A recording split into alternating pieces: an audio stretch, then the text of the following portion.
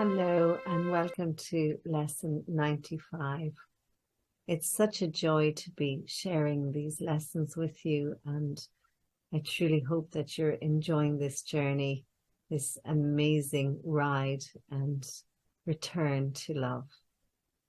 So we're going to take a moment now and just drop in down into our sacred, holy, beautiful hearts. And no matter how we're feeling today, we're just going to acknowledge our sacred heart. And perhaps taking a moment to contemplate someone that you really love, someone that brings you great joy, and just feeling the feelings that you have for that person arise and awaken in your heart. Feel that stretching and that opening, and the smile that wants to come to your face as you think about this person or this being. Sometimes it's a cat or a dog or a horse or something else that brings us this sense of joy.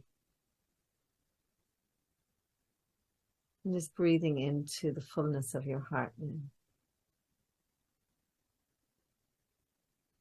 And gently exhaling.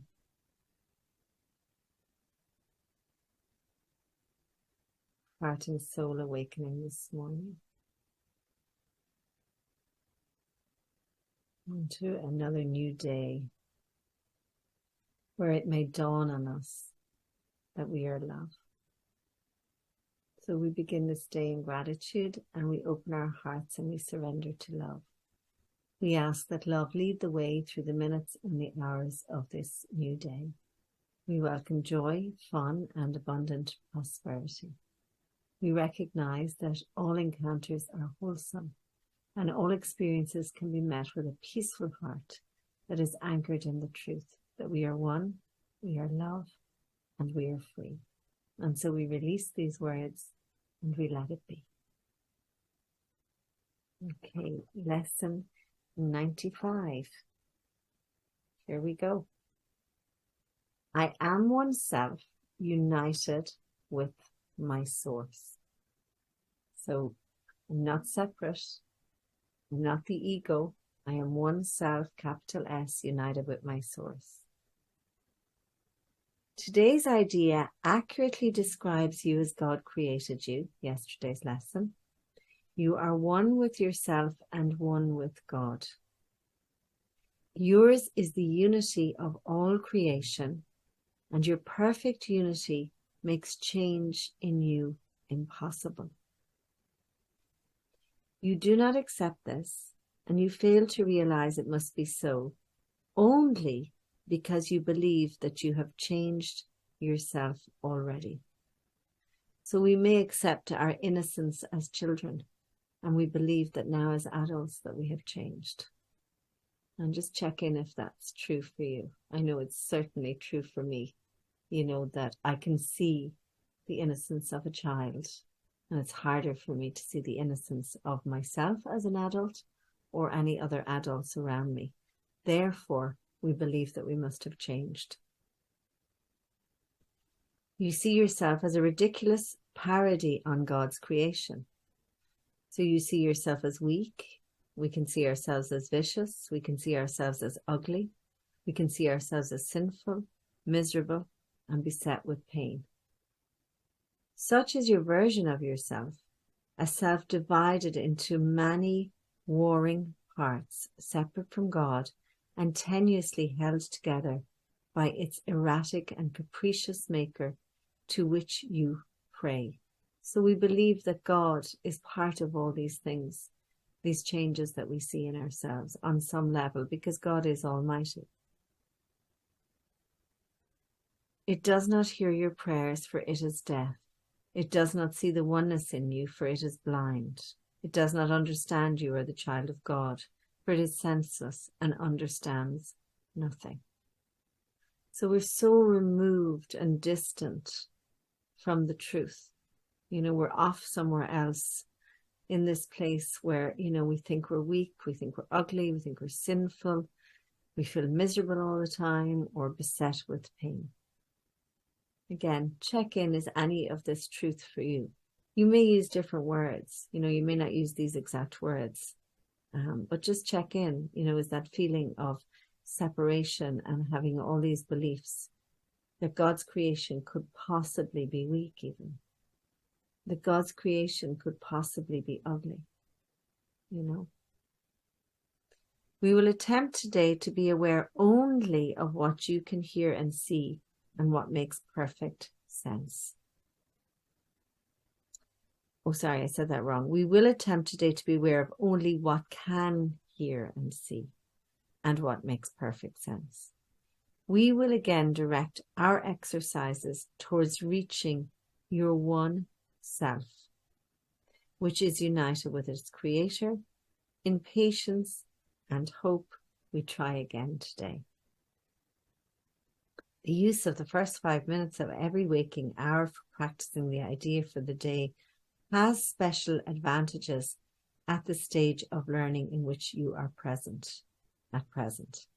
It is difficult at this point not to allow your mind to wander if you undertake extended practice. So 5 minutes is perfectly fine once an hour and at the beginning.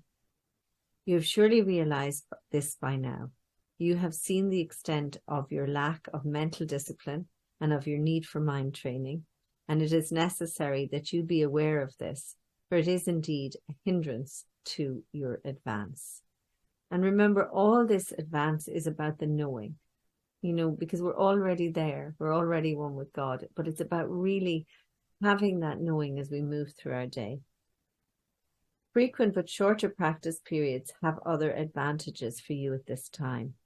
In addition to recognizing your difficulties with sustained attention, you must also have noticed that unless you are reminded of your purpose frequently, you tend to forget about it for long periods of time.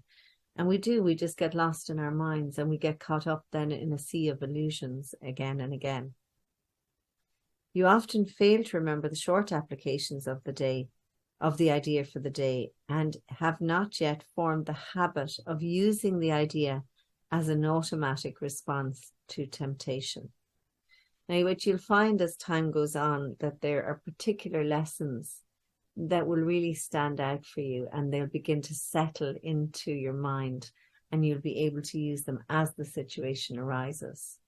And it's really beautiful when it starts to become sort of natural like that you're not lost in something before you know it. You actually are just stepping into something, and then you go, aha, the light in me sees the light in you, or whatever it is that comes to mind. I can choose peace instead of this. I am oneself united with my source, which is today's, but something will start to drop in. And before you know it, you won't be going down that rabbit hole. Or if you do, you'll do it consciously. You'll make that choice. Structure then is necessary for you at this time, planned to include frequent reminders of your goal and regular attempts to reach it. Regularity in terms of time is not the ideal requirement for the most beneficial form of practice in salvation. It is advantageous, however, for those whose motivation is inconsistent and who remain heavily defended against learning. And, the ego is sort of heavily defended against learning because it gets scared. This way that you've been living and what you've been leaning into begins to crumble and fall apart. Of course, in replace of knowing the absolute love that you are, but that doesn't mean that we don't feel fragile during this time. And so we can be defended against knowing what we're trying to learn here. We will therefore keep to the first 5 minutes an hour practice periods for a while, and urge you to omit as few as possible. Using the first 5 minutes of the hour will be particularly helpful since it imposes firmer structure. Do not, however, use your lapses from this schedule as an excuse not to return to it again as soon as you can. So if you notice that you've forgotten, you don't judge that, and you simply do it again whenever. There may well be a temptation to regard the day as lost because you've already failed to do what is required. And, we all know this if we've ever gone on a diet and, you eat a slice of cake and then you say, "Ah, feck it," and that's the end of the diet. So it's a little bit like this. We don't throw the baby out with the bathwater. We just notice and we choose. So when you feel that you failed, you haven't.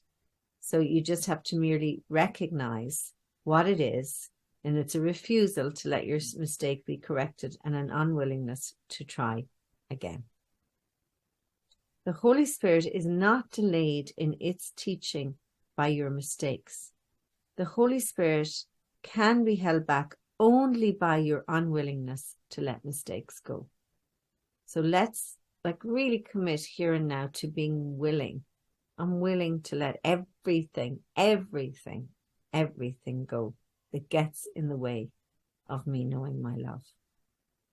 Let us therefore be determined, particularly for the next week or so, to be willing to forgive ourselves for our lapses in diligence and our failures to follow the instructions for practicing the day's idea. This tolerance for weakness will enable us to overlook it rather than to give it power to delay our learning. So we don't want to fortify anything with our judgments. What we want to do is get on with the business of getting to know ourselves with love. So if we give it power to do this, we're regarding it as strength and confusing strength with weakness. So don't go there. Don't even bother. I feel showing up here in the morning is such a willingness and saying yes to this.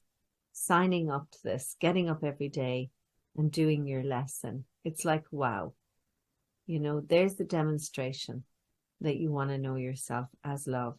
And after that, you do the best you can. You remember as often as you can.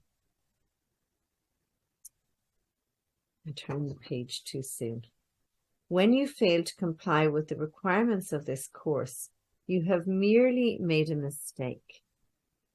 This calls for correction and for nothing else. To allow a mistake to continue is to make additional mistakes based on the first and reinforcing it. It is this process that must be laid aside, for it is just another way in which you would defend illusions against the truth. Let all these errors go by recognizing them for what they are. So in other words, keep it really, really simple. They're attempts to keep you unaware that you are one self united with your Creator at one with every aspect of creation and limitless in power and peace. This is the truth. Nothing else is true. Today we will affirm this truth again and try to reach the place in you in which there is no doubt that only this is true.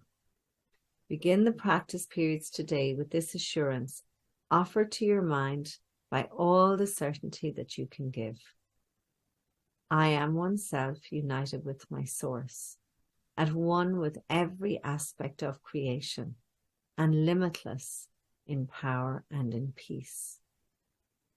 Then we're going to close our eyes and tell ourselves again slowly and thoughtfully, attempting to allow the meaning of the words to sink right into our mind, replacing any false ideas.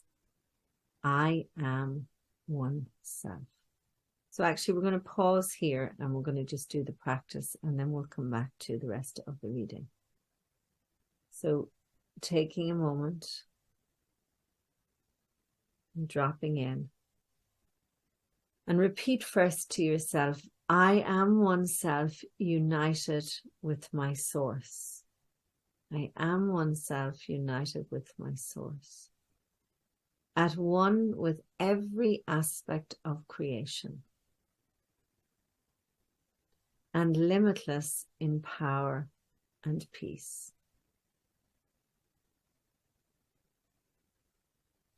And then repeating, I am one self. I am one self. This is really going to sink in, replace false ideas. So you're not fragmented. You're not all these different labels and different things. You are one self that is one with love. And just rotating this like a mantra.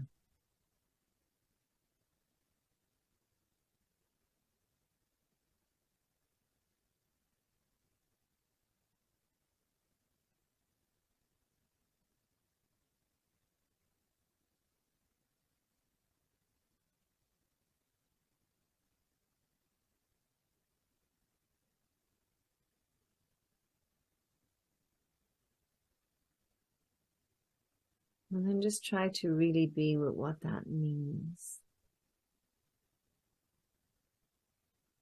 I am one self, united with my source.